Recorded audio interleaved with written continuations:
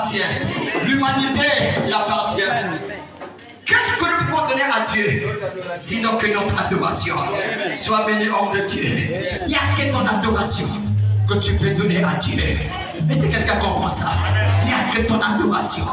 Lorsque tu l'adores, il reçoit la gloire. Lorsque tu l'adores, il est célébré. Lorsque tu l'adores, il devient un Dieu qui est véritablement honoré par toi. Alléluia. Et avant que tu puisses prendre place, tu peux encore pousser des cris de joie en acclamant le Seigneur ton Dieu, lui qui est vivant, lui qui est vivant, lui qui est vivant, lui qui est vivant, lui qui est vivant, lui qui est vivant. Au nom de Jésus-Christ, disons Amen. Prenons place.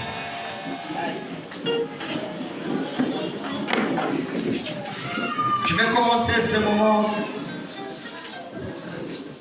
par un conseil. Dis à ton voisin qu'il va commencer ce moment par un conseil.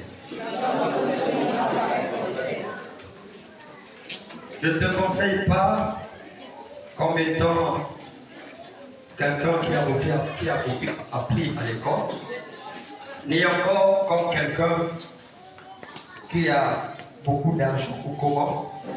Je te conseille en tant que ton responsable spirituel. Amen. Amen. J'ai le droit de te conseiller. Si tu prends note, tu fais bien. Je vais prendre 10 minutes dans ces conseils avant que nous développions quelque chose qui va nous accompagner durant l'année 2024. 25 plutôt. Alors, je voulais te dire ceci. L'obéissance vaut mieux que les sacrifices.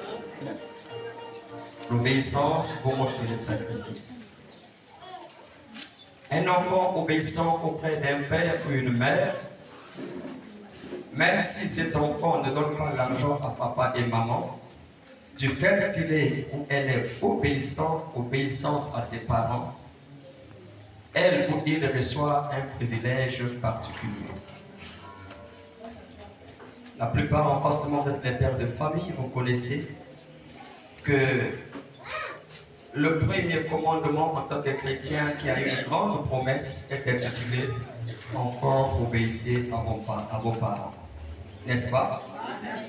Je t'exhorte d'obéir à Dieu cette année 2025 plus que tu l'as fait en 2024.